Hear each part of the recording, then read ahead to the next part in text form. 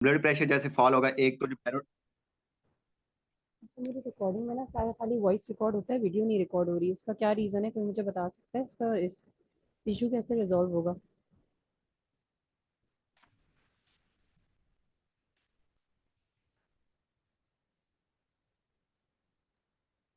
Miss हो रही है, ठीक है, कि नहीं हो रही तो इट्स ओके।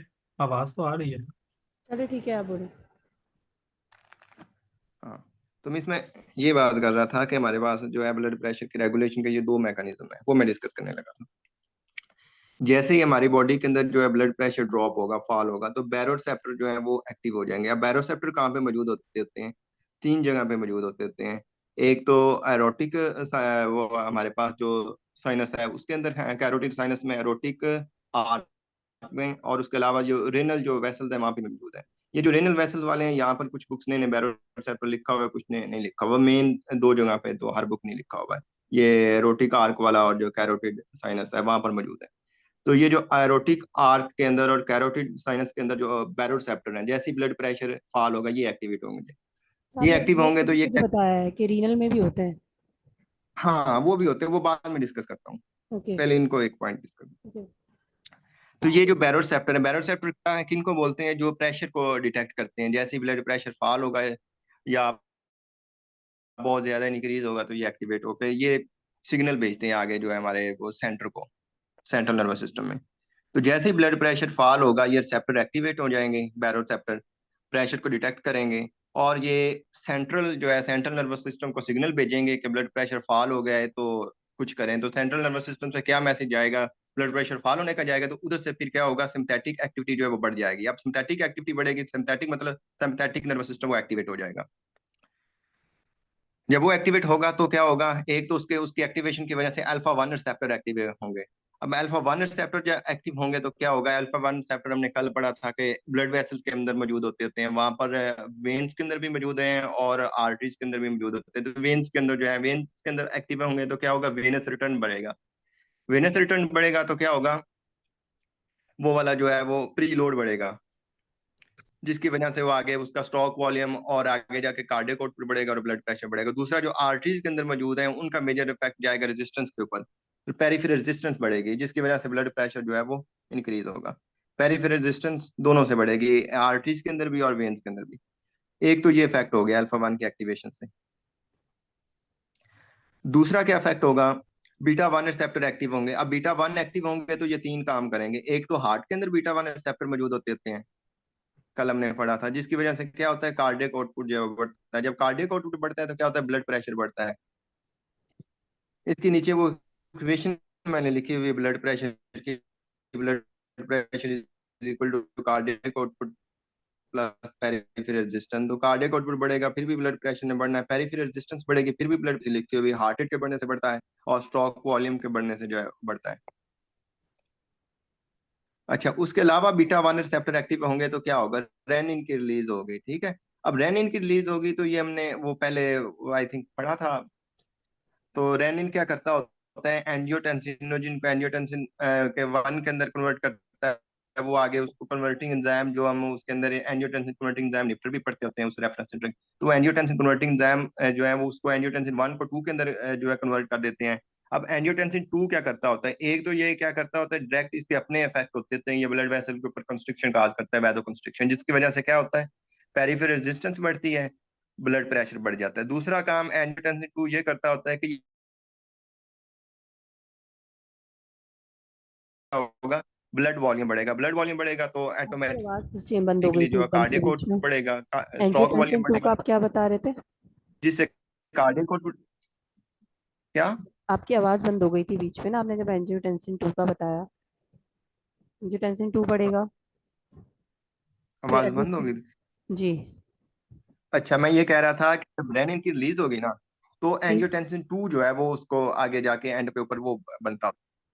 ठीक है। तो एंजियोटेंसिन टू के इफेक्ट बता रहा हूँ कि वो क्या करता होता है, वो एक तो डायरेक्ट वैसो कंस्ट्रक्टिव इफेक्ट है, वैसो कंस्ट्रक्शन करेगा जिससे पेरिफेरल रेजिस्टेंस बढ़ेगी, जिससे आगे ब्लड प्रेशर बढ़ जाएगा। ठीक है, एक ये काम।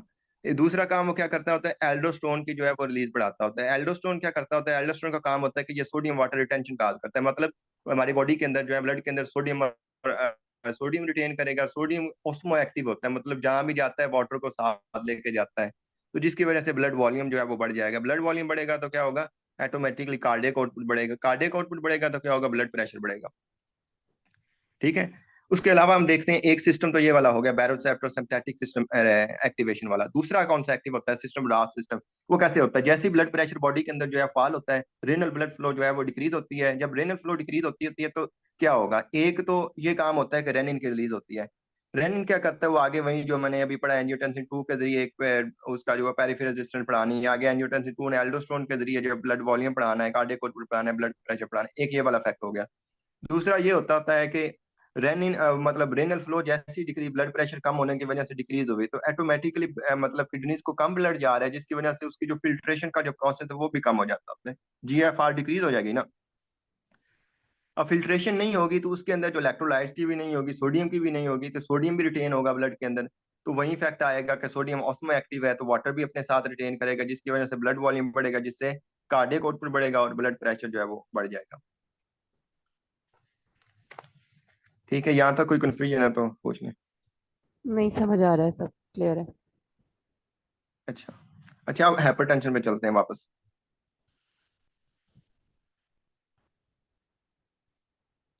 ये फर्स्ट पेज मिस करिएगा।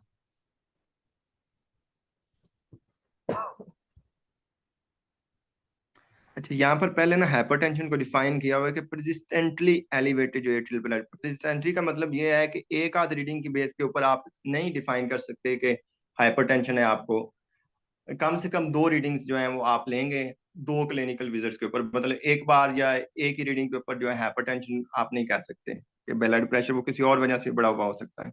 तो इसलिए हम कहते हैं परसिस्टेंटली एलिवेटेड ब्लड। अच्छा, इसका कोई ना क्लियर थ्रेशोल्ड नहीं होता। मतलब कुछ बुक्स ने लिखा होता है 130 80 भी लिखा होता है, कुछ ने क्या लिखा है, कुछ ने क्या लिखा होता है, लेकिन जनरली जो है ना क्लिनिकल की जो बुक्स हैं, डिपायरो है और एक और रॉजर वॉकर जो है, वहां पर उन्होंने ये वाला 140 90 वाला जो है वो थ्रेशोल्ड यूज किया हुआ है कि ये हम लेते हैं, लेकिन ये क्लियर कट नहीं है, ये ऊपर नीचे हो सकता है। उसके बाद ये मैंने नीचे एक टेबल बनाया हुआ है ब्लड प्रेशर का कि नॉर्मल कब होगा। सिस्टोलिक ब्लड प्रेशर जब आपका 120 से बिलो हो, डायस्टोलिक 80 से बिलो हो, तो हम उसे कंसीडर करते हैं कि ये नॉर्मल है। अब सिस्टोलिक जब इंक्रीज हो जाए, मतलब 120 से 139 तक रहे मतलब, और डायस्टोलिक 80 से 89 तक जाए तो ये हाइपरटेंशन, ये प्री हाइपरटेंशन होती है। उसके बाद स्टेज 1 हाइपरटेंशन का बताया हुआ है कि 140 से 159 तक, और 90 से 99 है। स्टेज 2 की क्या होती है, 160 सिस्टोलिक मतलब बढ़ जाए सिस्टोलिक 160 से, और डायस्टोलिक आपका बढ़ जाए 100 से, तो ये स्टेज 2 हाइपरटेंशन होती है। उसके बाद आइसोलेटेड सिस्टोलिक हाइपरटेंशन का बताया। आइसोलेटेड का मतलब क्या है कि मतलब एक बढ़ेगा ब्लड प्रेशर। कौन सा बढ़ता है, सिस्टोलिक, जबकि डायस्टोलिक क्या होता है, वो नॉर्मल रहता है। सिस्टोलिक ब्लड प्रेशर 140 से अबव रहता है, जबकि डायस्टोलिक जो है वो 90 से बिलो होता है आइसोलेटेड सिस्टोलिक हाइपरटेंशन में। इसी तरह फिर एक टर्म हमारे पास इसके अंदर होती है हाइपरटेंसिव क्राइसिस। हाइपरटेंसिव क्राइसिस का क्या मतलब होता है, उसका मतलब ये होता है कि आपका ब्लड प्रेशर 180 120 से अबव है। 180 मतलब सिस्टोलिक जो है 180 से अबव है, और जो डायस्टोलिक है 120 से अबव है। इसके साथ साथ अगर ऑर्गन डैमेज होना भी स्टार्ट हो गए हैं तो फिर हम हाइपरटेंसिव क्राइसिस को बोलेंगे हाइपरटेंसिव इमरजेंसी। अगर ऑर्गन नहीं डैमेज हो रहे तो फिर इसको बोलेंगे हाइपरटेंसिव अर्जेंसी। ठीक है यहाँ तक। तो ये जो टर्म्स हैं इसी बेस के ऊपर आप ना एक बार आगे फिर से बताएं, हाइपरटेंसिव अर्जेंसी और मैंने यहाँ पर ना हाइपरटेंसिव इमरजेंसी और हाइपरटेंसिव अर्जेंसी के दरमियान फर्क बताया है कि हाइपरटेंसिव क्राइसिस है ना, उसका मतलब ये होता है कि आपका ब्लड प्रेशर बहुत ज्यादा एलिवेट हो गया। कितना एलिवेट हो गया है, सिस्टोलिक 180 से ऊपर चला गया और डायस्टोलिक जो है वो 120 से ऊपर चला गया, तो उसको बोलते हैं हम हाइपरटेंसिव क्राइसिस, उसके लिए टर्म यूज करते हैं। अब हाइपरटेंसिव क्राइसिस आगे दो तरह की होती है। अगर सात ऑर्गन भी डैमेज होना स्टार्ट हो गए हैं ब्लड प्रेशर ज्यादा होने की वजह से, तो उसको फिर हम बोलते हैं कि ये हाइपरटेंसिव इमरजेंसी, उसका नाम देते हैं इमरजेंसी का। ठीक है, कि ऑर्गन डैमेज होना स्टार्ट हो गए। अब अगर ऑर्गन डैमेज नहीं हुए, अभी डैमेज स्टार्ट नहीं हुआ, लेकिन वैसे ही एक्सट्रीमली जो है एलिवेटेड है ब्लड प्रेशर, तो उसको फिर हम सिंपली हाइपरटेंसिव अर्जेंसी बोलते हैं। तो इन टर्म्स की बेस के ऊपर आगे जाके जो ना हम ट्रीटमेंट करते हैं। स्टेज 1 के अंदर और ट्रीटमेंट होता है, स्टेज 2 के अंदर और ट्रीटमेंट होगा, हाइपरटेंसिव इमरजेंसी के अंदर और होगा, और अर्जेंसी के अंदर जो है वो और होगा ट्रीटमेंट। आगे मिस नेक्स्ट पेज करिएगा।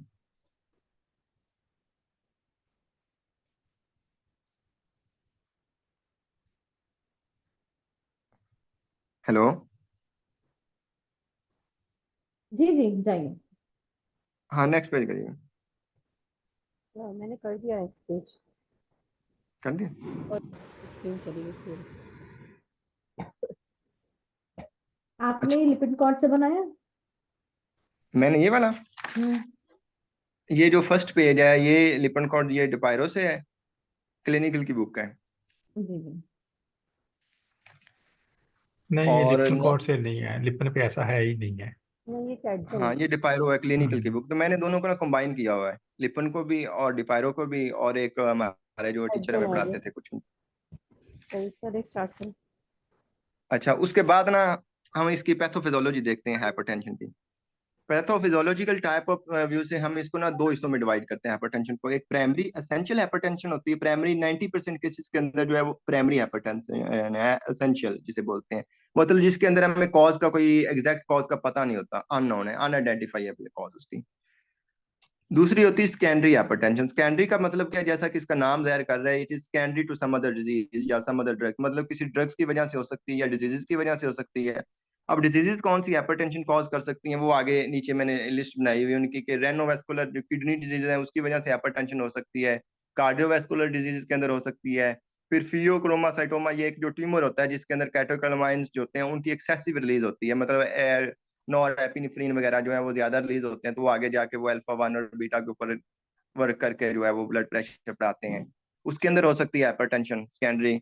उसके बाद एल्डोस्ट्रोनिज्म के अंदर हाइपरटेंशन हो सकती है। एल्डोस्ट्रोनिज्म के में कैसे हाइपरटेंशन हो सकती है, एल्डोस्ट्रोनिज्म के अंदर एल्डोस्ट्रोन जाहिर सी बात ज्यादा होगा। एल्डोस्ट्रोन क्या करता है, वो आगे हमने पहले भी पढ़ा था कि ये सोडियम वाटर के रिटेंशन के अंदर इन्वॉल्व होता है, जिससे ब्लड वॉल्यूम बढ़ता है तो आगे हाइपरटेंशन। इसी तरह कशिंग सिंड्रोम के अंदर भी जो हाइपरटेंशन, इस तरह हाइपरथायराइडिज्म में भी, हाइपर पैराथायराइडिज्म में भी हाइपरटेंशन हो सकती है। हाइपरथायराइडिज्म में क्या होता है, उसके अंदर एड्रेनर्जिक जो रिसेप्टर्स हैं उनकी ओवर प्रोडक्शन होती है, इस वजह से होती है। उसके बाद कुछ ड्रग्स हैं जो हाइपरटेंशन कॉज कर सकती हैं, जिनके अंदर एंसर्स बड़ी मशहूर हैं, कॉर्टिकोस्टेरॉइड मशहूर हैं। फिर जो भी ड्रग्स सिंपैथिक नर्वस सिस्टम को एक्टिवेट करती होती हैं एक्सेप्ट अल्फा 2 एगोनिस्ट, वो हाइपरटेंशन कॉज करती होती हैं। तो कुछ इम्यूनोसप्रेशन ड्रग्स भी कॉज करती हैं। फिर एंटी डिप्रेशन ड्रग्स के अंदर हम पढ़ते हैं कि उसके अंदर मैकेनिज्म एंटी डिप्रेशन का मोस्टली यही होता है कि वो ना नॉर एपिनेफ्रिन की रिलीज को जो है बढ़ाती होती है, क्योंकि डिप्रेशन की जो मोनोमाइनो थ्योरी उसके अकॉर्डिंग डिप्रेशन का लिंक है नॉर एपिनेफ्रिन के कम होने से डिप्रेशन होती थी। तो उसके अंदर जो हम ड्रग्स यूज करते हैं डिप्रेशन के अंदर वो मोस्टली हाइपरटेंशन कॉज कर रही होती हैं। तो ये वाली सेकेंडरी हाइपरटेंशन होगी जो किसी ड्रग की वजह से होगी या डिजीज की वजह से होगी। प्राइमरी या एसेंशियल हाइपरटेंशन वो होती है जो किसी ड्रग या किसी डिजीज की वजह से नहीं होती, मतलब कि किसी कोई प्रॉपर उसके पीछे जो है वो रीजन नहीं होती है। वो क्यों होती है, क्या वजह हो सकती है, वो यहाँ पर मैंने ना वो लिस्ट बनाई हुई है। सेंट्रल नर्वस सिस्टम की कोई भी डिसऑर्डर है जिसका आपको पता नहीं है, उसकी वजह से हो सकती है। वहां से जहरी सी बात है, सीएनएस का डिसऑर्डर है तो वहां से सारा वो जो सिंपैथिक फ्लो भी और पैरासिम्पैथिक भी पूरी बॉडी को उसने कंट्रोल करना होता है, तो वहां से वो प्रॉब्लम आ सकती है ब्लड प्रेशर में। फिर ऑटोनॉमिक नर्वस सिस्टम का कोई प्रॉब्लम है तो उसके मतलब उसके न्यूरॉन्स के अंदर कोई प्रॉब्लम आ गया है, लाइक पैरासिम्पैथिक जो है वो ज्यादा सही से काम नहीं कर रहा है, जबकि सिम्पैथिक जो है वो ज्यादा ओवर एक्टिव है, तो हाइपरटेंशन हो सकती है। फिर रेनिन एंजियोटेंसिन एल्डोस्टेरोन सिस्टम के अंदर प्रॉब्लम आ गया है, जो हमने पहले पढ़ा था। रेनिन एंजियोटेंसिन एल्डोस्टेरोन सिस्टम, मतलब जिसके अंदर रेनिन होती है वो एंजियोटेंसिन 2 बनवाती है आगे, उसकी वजह से एल्डोस्टेरोन की रिलीज होती है। तो उसके अंदर किसी भी स्टेप के ऊपर प्रॉब्लम आ जाए तो हाइपरटेंशन हो सकती है। क्या प्रॉब्लम आ जाए, लाइक एल्डोस्टेरोन की सिक्रेशन ज्यादा होना शुरू हो जाए, लाइक एंजियोटेंसिन 2 की सिक्रेशन ज्यादा होना शुरू हो जाए तो हाइपरटेंशन हो सकती है। इसी तरह बैरोरेसेप्टर जो है उसके अंदर प्रॉब्लम आ जाए तो उसकी वजह से मतलब हाइपरटेंशन होना शुरू हो जाए। बैरोरेसेप्टर के अंदर क्या प्रॉब्लम आ जाए कि लाइक इन्होंने प्रेशर को डिटेक्ट करना होता है तो ये गलत से मतलब डिटेक्शन शुरू कर दें, ब्लड प्रेशर ना भी फॉल हुआ तो ये जो है वो सिग्नल देते नहीं कि फॉल हो गया, तो सिंथेटिक नर्वस सिस्टम एक्टिवेट होता रहेगा। इसी तरह कुछ ऑटो रेगुलेटरी मैकेनिज्म्स होते हैं बॉडी के अंदर जो होम्योस्टेसिस के अंदर इन्वॉल्व होते हैं, लाइक जो रेनल के अंदर हमारी किडनीज के अंदर काम कर रहे होते हैं, सोडियम इलेक्ट्रोलाइट की एक्सक्रेशन कॉज करवा रहे होते हैं या रिब्जॉर्प्शन के अंदर इन्वॉल्व होते हैं, तो उनके अंदर प्रॉब्लम हो जाए। क्या प्रॉब्लम हो सकती है, लाइक जो इलेक्ट्रोलाइट है जिसके अंदर सोडियम है इसकी एक्सक्रेशन नहीं प्रॉपर हो रही या इसकी रीअब्जॉर्प्शन ज्यादा हो रही है, तो जिसकी वजह से ये रिटेन करेगा बॉडी के अंदर, तो ये साथ अपने वाटर को भी रखेगा जिसकी वजह से ब्लड वॉल्यूम बढ़ेगा, हाइपरटेंशन हो सकती है। इसी तरह से कोई वैजो कंस्ट्रिक्टर जो है, वैजो कंस्ट्रिक्शन हो गई है बॉडी के अंदर, वैजो कंस्ट्रिक्टर ज्यादा प्रोड्यूस हो रही है नेचुरली, जो वैजो कंस्ट्रिक्टर है उसकी वजह से हाइपरटेंशन हो सकती है। वैजो डायलेटर जो है, नेचुरल वैजो डायलेटर जिसके अंदर नाइट्रिक ऑक्साइड है, प्रोस्टासाइक्लिन्स हैं, ब्रेडिकाइनिन है, इनकी जो है वो रिडक्शन कम हो रही है नेचुरली तौर पे बॉडी में, तो इससे भी हाइपरटेंशन हो सकती है। तो ये डिफरेंट कॉजेज है। उसके बाद सोडियम की इंटेक ज्यादा है, आप नमक ज्यादा खाते हैं तो उससे भी जो है हाइपरटेंशन हो सकती है। या जो सोडियम ट्रांसपोर्ट मैकेनिज्म है उसके अंदर डिस्टरबेंस आ रही है तो उससे भी हाइपरटेंशन हो रही है, मतलब सेल्स के अंदर नहीं जा रही, ब्लड के अंदर रिटेन कर रही है, तो वो क्या होगा, वो साथ अपने वाटर को भी रिटेन करेगी।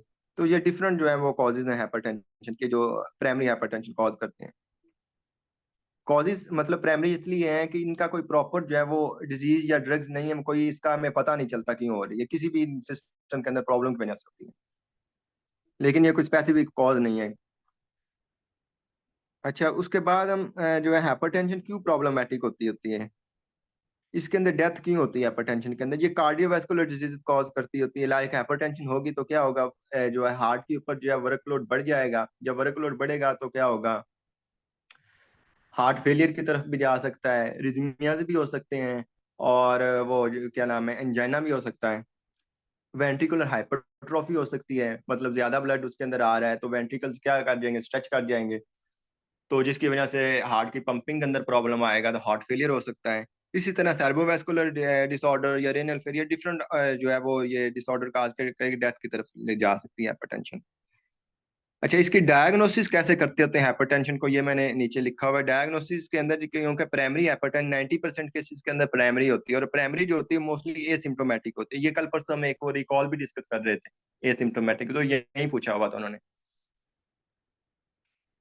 कि प्राइमरी हाइपरटेंशन है वो 90% केसेस में एसिम्टोमेटिक होती है। तो इसके लिए आप रीडिंग लेते हैं, रीडिंग से ही आपको पता चलता है। और रीडिंग कितनी, कम से कम 2 रीडिंग्स लेंगे आप 2 विजिट्स के ऊपर, तो उसको डिफाइन करेंगे कि पेशेंट जो है वो हाइपरटेंसिव है, एक आध रीडिंग के ऊपर नहीं डिफाइन कर सकते। अच्छा, उसके अलावा अगर सेकेंडरी हाइपरटेंशन है तो आसिफ भाई, अंडरलाइन, ये जो दो रीडिंग्स लेते हैं ये क्लिनिकली अप्रूव्ड है, या मतलब कि कैसे ये बता रहे हैं आप, 2 रीडिंग से कैसे, मतलब कि ज्यादा रीडिंग्स नहीं लेना पड़ेंगी? नहीं एटलीस्ट 2, एटलीस्ट कम अच्छा, से कम। एटलीस्ट 2, ठीक है, ठीक है, हाँ, ओके। मतलब मैं ये कहना चाह रहा हूँ एक रीडिंग के बेस के ऊपर आप नहीं कह सकते हाँ, कि हाइपरटेंशन, ओके ये कह ओके, रहा हूँ, कम से कम 2 रीडिंग लेंगे। ठीक।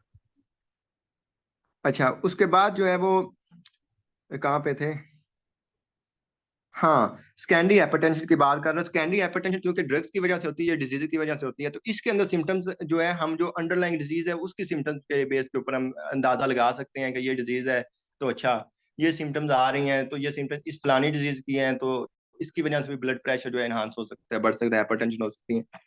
लाइक कशिंग सिंड्रोम है, उसके अंदर वो ये सिम्टम्स मैंने लिखी हुई कौन कौन सी आती हैं। मेंस्ट्रुएशन पीरियड के अंदर इरेगुलरिटी आ जाती है, एडीमा आता है, मसल वीक हो जाते हैं, हिजोटिज्म मतलब बालों के जो है वो ग्रोथ हो जाती है, दाने निकल आते हैं मुंह पे। तो इन केसेस के अंदर हाइपरटेंशन है तो उसका मतलब हो सकता है, हिंट हो सकता है हमारे लिए कि वो कशिंग डिजीज है। तो हम क्या करेंगे कि पहले उसको ट्रीट करेंगे, फिर हाइपरटेंशन को भी साथ साथ ट्रीट करेंगे, वरना सिर्फ हाइपरटेंशन को ट्रीट करेंगे तो वो कोई प्रॉपर ट्रीटमेंट नहीं होगा जब तक हम उसके अंदर जो पीछे उसकी वजह है उसको नहीं ट्रीट करते। इसी तरह प्राइमरी एल्डोस्टेरोनिज्म है, उसके अंदर क्या होता है, एल्डोस्टेरोनिज्म के अंदर हाइपरक्लेमिया होता है जिसकी वजह से मसल वीकनेस होती है, तो उसके साथ अगर हाइपरटेंशन है तो वो हमें आइडेंटिफिकेशन, मतलब हमें इशारा देती है कि प्राइमरी एल्डोस्टेरोनिज्म है, तो हम उसको ट्रीट करेंगे। इस तरह फियोक्रोमासाइटोमा है जो कि उसका, जिसके अंदर कैटेकोलामाइंस की जो ओवर प्रोडक्शन होती है, तो उसकी सिम्टम्स अगर आ रही हैं, उसकी सिम्टम्स क्या होती हैं, ऑर्थोस्टैटिक हाइपोटेंशन, टैकीकार्डिया, स्वेटिंग वगैरह। तो उसके अंदर साथ अगर ब्लड प्रेशर बढ़ा हुआ है तो वो हमें इशारा मिल सकता है वहां से कि वो वाली डिजीज है फियोक्रोमासाइटोमा, क्योंकि उसके अंदर भी ब्लड प्रेशर जो है वो बढ़ता है। अच्छा, आगे गोल्स ऑफ ट्रीटमेंट के ऊपर आए, नेक्स्ट पेज के ऊपर।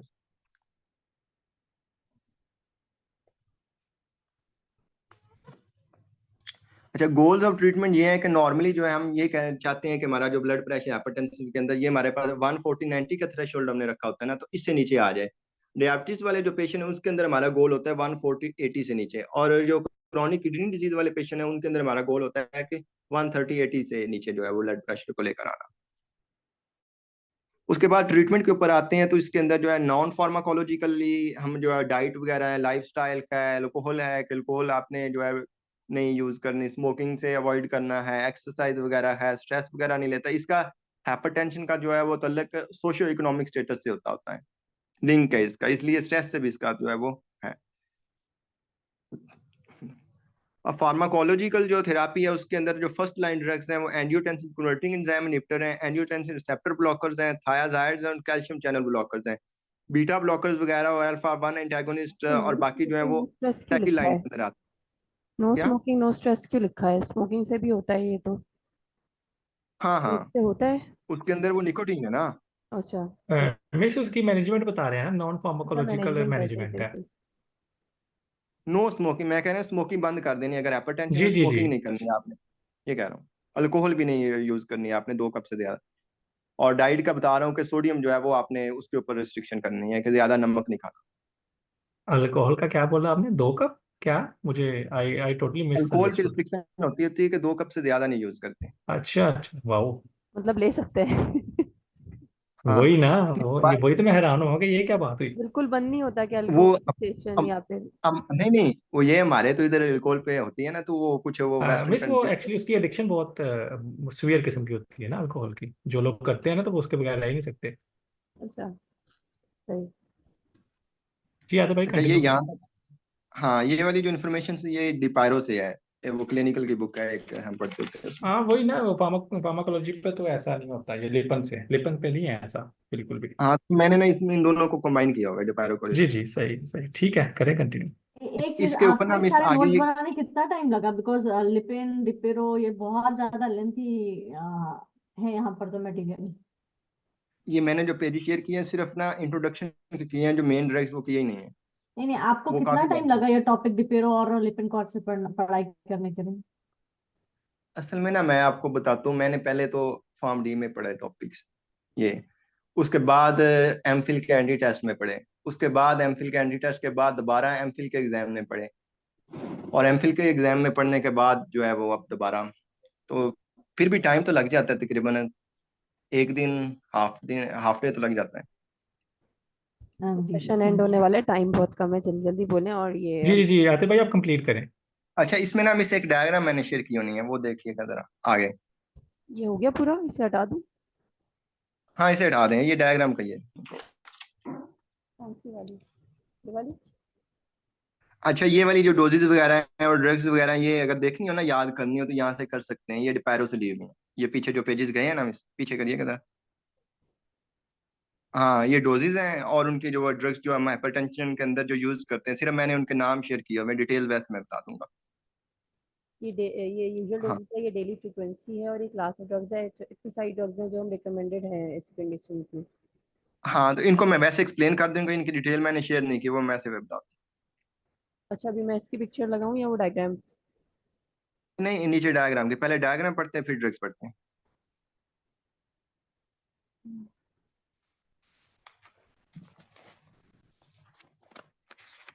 अच्छा, ये हाइपरटेंशन की ना स्टैंडर्ड जो ट्रीटमेंट गाइडलाइंस हैं, क्लिनिकल की बुक्स जो है डिपायरोस के अकॉर्डिंग, ये उसकी डायग्राम।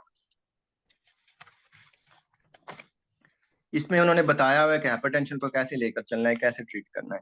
सबसे पहले तो हमने देखना है कि आपको जो है वो मतलब हाइपरटेंशन स्टेज 1 की है या सबसे पहले तो हमने ये देखना है कि कंपेलिंग इंडिकेशन है या नहीं। कंपेलिंग इंडिकेशन का क्या मतलब है कि मतलब साथ की और प्रॉब्लम है या सिर्फ हाइपरटेंशन है। सबसे पहले हमने ये देखना है, ठीक है। अगर कंपेलिंग इंडिकेशन है तो वो आगे जाके सेकंड पेज के ऊपर मैंने उसका वो शेयर किया हुआ है ट्रीटमेंट। सिर्फ अगर हाइपरटेंशन है, कोई कंपेलिंग इंडिकेशन नहीं है, तो फिर हमने सेकंड जो है वो हमने ये देखना होता है कि हाइपरटेंशन ब्लड प्रेशर क्या है, उसकी रीडिंग कितनी है। मतलब स्टेज उससे हम डिफाइन करेंगे स्टेज 1 की हाइपरटेंशन है या स्टेज 2 की है। लाइक 140 टू 159 है, जो पहले भी मैंने स्टार्ट के अंदर एक पेज शेयर किया था, तो हम उसे बोलते होते हैं स्टेज 1 की हाइपरटेंशन। इसी तरह स्टेज 2 की हाइपरटेंशन है 160 से सिस्टोलिक अबव है, डायस्टोलिक 100 से अबव है, तो स्टेज 2 की है। अगर यही ब्लड प्रेशर 180 से अबव चला जाए और 120 से डायस्टोलिक अबव चला जाए, तो वो मतलब वो हाइपरटेंसिव अर्जेंसी या इमरजेंसी होती है, तो उसका और अलग से ट्रीटमेंट वो आगे एंड पे जाके मैंने वो शेयर किया हुआ है। अच्छा, अब स्टेज 1 की अगर हाइपरटेंशन है तो हम कैसे उसको ट्रीट करेंगे? उसके लिए फर्स्ट लाइन ड्रग ये है कि हम एंजियोटेंसिन कन्वर्टिंग एंजाइम इन्हिबिटर में से दे दें कोई एक ड्रग, एक मोनोथेरापी। बेस्ट ये है कि आप सिंगल ड्रग यूज कर लें। आप सिंगल ड्रग किन में से यूज कर सकते हैं? उनमें सबसे ज्यादा रिकमेंडेड एसी इन्हिबिटर्स हैं, एंजियोटेंसिन कन्वर्टिंग एंजाइम इन्हिबिटर्स, ठीक है। ए वन आगे जो ब्रैकेट के अंदर लिखा हुआ है ना, ये उनका वो एविडेंस बेस लिखा हुआ है कि ए1 का मतलब है सबसे ज्यादा जो है। फर्स्ट लाइन तो ये इस बॉक्स के अंदर जो लिखी हुई सारी ही हैं, लेकिन उनमें सबसे ज्यादा जो फर्स्ट लाइन के अंदर प्रेफरेबल है वो ये वाली हैं। ये आगे उनकी ना एविडेंस के बेस के ऊपर उन्होंने ये आइडेंटिफिकेशन की हुई है, 1 एविडेंस है, 2 है या कौन सा। अच्छा, अगर एसी इनहिबिटर आप नहीं यूज कर सकते, तो फिर आप एंजियोटेंसिन रिसेप्टर ब्लॉकर यूज कर सकते हैं, उनमें से कोई ड्रग यूज कर लें। ये भी नहीं यूज कर सकते तो पर कैल्शियम चैनल ब्लॉकर यूज कर लें, ये भी नहीं यूज कर सकते तो फिर थायराइड डायूरेटिक यूज कर लें। तो इन चारों में से कोई भी एक ड्रग आप जो है वो यूज करेंगे स्टेज 1 के अंदर, ठीक है। अगर नहीं रहा हमारा स्टेज 1 हाइपरटेंशन का, तो फिर अब दो दवाइयां मिला के लेंगे। अब दो दवाइयां कौन लेंगे, इन इन फर्स्ट लाइन में से कोई सी दो मिला लेंगे। एसी इनहिबिटर रिसेप्टर ब्लॉकर लेंगे, उसके साथ कैल्शियम चैनल ब्लॉकर मिला लेंगे, या थायराइड डायूरेटिक मिला लेंगे, ठीक है। फर्स्ट हमारी अप्रोच क्या होनी चाहिए, मोनोथेरापी की, मतलब एक ही दवाई की। एक दवाई कौन से लेनी है, किस क्लासेस से लेनी है, चार क्लासों में से, AC inhibitor receptor blocker, calcium channel blocker या थायराइड डायूरेटिक, इनमें से कोई एक। नहीं अगर आराम आ रहा तो फिर इनमें से एसी इनहिबिटर या रिसेप्टर ब्लॉकर, एक इन दोनों में से कोई एक उठाएं, और साथ इसके जो है वो कैल्शियम चैनल ब्लॉकर चाहे मिला लें, या फिर वो थायराइड डायूरेटिक में से कोई मिला लें, ठीक है। अब आ जाते हैं स्टेज 2 हाइपरटेंशन की तरफ। स्टेज 2 हाइपरटेंशन का ट्रीटमेंट सिंगल ड्रग से नहीं करते होते, उसका ट्रीटमेंट जो है वो हमेशा दो दवाइयों से करते हैं, दो ड्रग्स लेनी होती हैं। अब दो ड्रग्स किस तरह से लेते होते हैं, एक हम लेते होते हैं एंजियोटेंसिन प्रोटीन एंजाइम इनहिबिटर या रिसेप्टर ब्लॉकर में से, प्रिल फैमिली जो है उसमें से, और साथ उसके मिलाते होते हैं थायराइड डायूरेटिक में से कोई एक, या साथ उसके जो है कैल्शियम चैनल ब्लॉकर मिलाते हैं, ठीक है। अच्छा अब नेक्स्ट पेज करिएगा। मैं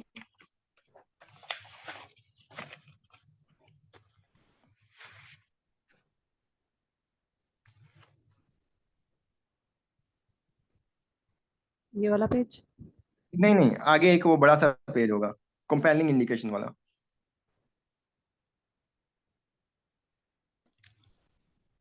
हाँ ये वाला। अच्छा यहाँ से उन्होंने काफी ना क्वेश्चन पूछे होते हैं कि साथ हाइपरटेंशन के अंदर फलां प्रॉब्लम होगा तो कौन सी ड्रग देंगे, फलां होगा तो कौन सी देंगे, तो ये पेज उस वाले से है।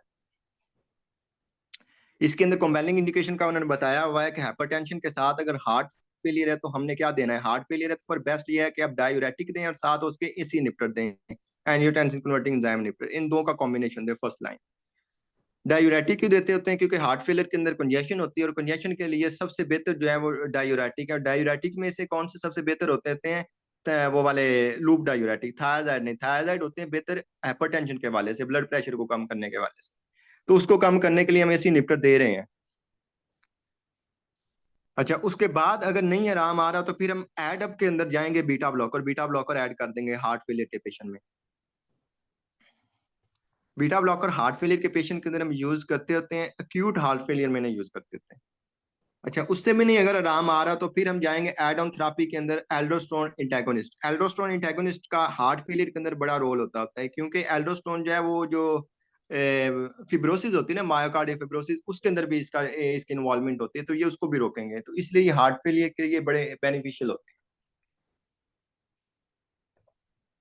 उसके बाद मायोकार्ड इन्फाक्शन के साथ है, मतलब हार्ट अटैक हुआ था और हाइपरटेंशन भी है, तो उसके लिए सबसे बेहतर ये होता है कि ऐसे पेशेंट को हाइपरटेंशन का ट्रीटमेंट के लिए बीटा ब्लॉकर दें, बीटा ब्लॉकर में से कोई दवाई दें। पहले बीटा ब्लॉकर से स्टार्ट करें और उसके बाद उसके अंदर ऐसा ऐसा आप दूसरी दवाई जो एसी इनहिबिटर ऐड कर दें, एंजियोटेंसिन कन्वर्टिंग एंजाइम इनहिबिटर या रिसेप्टर ब्लॉकर, भाई ये देते होते हैं। मायोकार्ड इन्फाक्शन के अंदर कभी ना कैल्शियम चैनल ब्लॉकर नहीं देते होते हैं। अच्छा उसके बाद कोरोनरी आर्टरी डिजीज, अगर आप हाइपरटेंशन के साथ अगर आपको कोरोनरी आर्टरी डिजीज का मसला है तो उसके लिए भी फर्स्ट लाइन जो है आप बीटा ब्लॉकर दें। ऐसे पेशेंट को हाइपरटेंशन को भी ठीक करेगी, कोरोनरी आर्टरी डिजीज को भी डिसीज ठीक करेगी। कोरोनरी आर्टरी डिजीज क्या होती है, मतलब कोरोनरी वेसल्स की, जिस तरह के एंजाइना है। उसके बाद एड अप के ऐड करते हैं, स्टार्ट अप बीटा ब्लॉकर से कर देते होते हैं, और ऐसा ऐसा फिर उसमें एसी इनहिबिटर या रिसेप्टर ब्लॉकर ऐड कर देते होते हैं। फिर अगर ना आराम आ रहा हो तो फिर उसके अंदर कैल्शियम चैनल ब्लॉकर ऐड करते हैं, और थायराइड डायूरेटिक ऐड करते हैं एंड के ऊपर जाके। इसी तरह अगर हाइपरटेंशन है डायबिटीज वाले पेशेंट में, तो उसको क्या देंगे, उसके लिए फर्स्ट लाइन एसी इनहिबिटर होंगे, ऐसे पेशेंट के अंदर जिसके अंदर हाइपरटेंशन भी है और डायबिटीज भी है। एसी इनहिबिटर या रिसेप्टर ब्लॉकर, अगर इनसे आराम ना आ रहा हो तो फिर कैल्शियम चैनल ब्लॉकर देते हैं एड ऑन थेरापी के ऊपर। उनसे भी ना फर्क पड़ रहा हो तो फिर एंड पे जाके थायराइड डायूरेटिक और फिर बीटा ब्लॉकर ऐड करते हैं। ये थायराइड डायूरेटिक और बीटा ब्लॉकर एंड पे जाके क्यों ऐड करें, इसकी ये वजह होती है कि ये ग्लूकोज के लेवल को इफेक्ट करते होते हैं। इसी तरह से क्रॉनिक किडनी डिजीज है, तो ऐसे पेशेंट के अंदर हाइपरटेंशन है तो उसको ट्रीट करने के लिए जो फर्स्ट लाइन है वो एसी इनहिबिटर होंगे या रिसेप्टर ब्लॉकर होंगे। इसी तरह स्ट्रोक प्रिवेंशन के लिए जो है थायराइड डायूरेटिक या थायराइड टाइप जो है वो डायूरेटिक, वैसे एसी इनहिबिटर ये देंगे। अब पीछे मिस जाइएगा पिछले पेज पे, बल्कि एंड पे एक पेज होगा वो देखिएगा।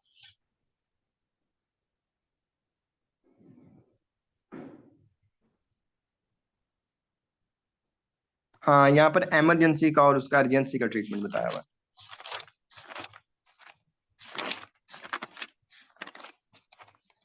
अच्छा, इससे पहले ना एक नहीं, वहीं पे ही समझ पीछे था।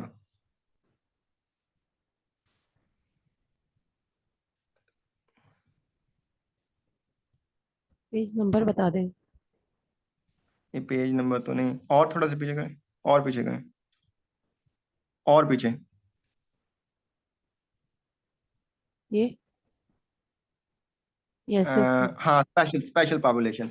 अच्छा, इसके अंदर उन्होंने स्पेशल पॉपुलेशन के पॉइंट ऑफ व्यू से बताया हुआ है कि जो एल्डरली है, जो बूढ़े लोग हैं, उसके अंदर बेस्ट ये होता है कि आप एसी इनहिबिटर से उनकी हाइपरटेंशन को ट्रीट करें, या सेप्टो ब्लॉकर से ट्रीट करें, या डायूरेटिक्स से करें।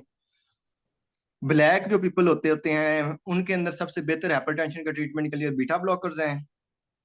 बच्चों के अंदर आप जो है वो कैल्शियम चैनल ब्लॉकर भी, बीटा ब्लॉकर भी यूज करवा सकते हैं, थायराइड भी यूज करवा सकते हैं, एसी इनहिबिटर भी यूज करवा सकते हैं, रिसेप्टर ब्लॉकर भी यूज करवा सकते हैं। लेकिन सेक्सुअली एक्टिव गर्ल्स के अंदर जो एसी इनहिबिटर, रिसेप्टर ब्लॉकर, ये जो रास वाले ड्रग्स हैं, रेनिन एंजियोटेंसिन, वो एल्डोस्टेरोन सिस्टम वाली, वो कॉन्ट्रा इंडिकेटेड है, वो यूज नहीं करवानी।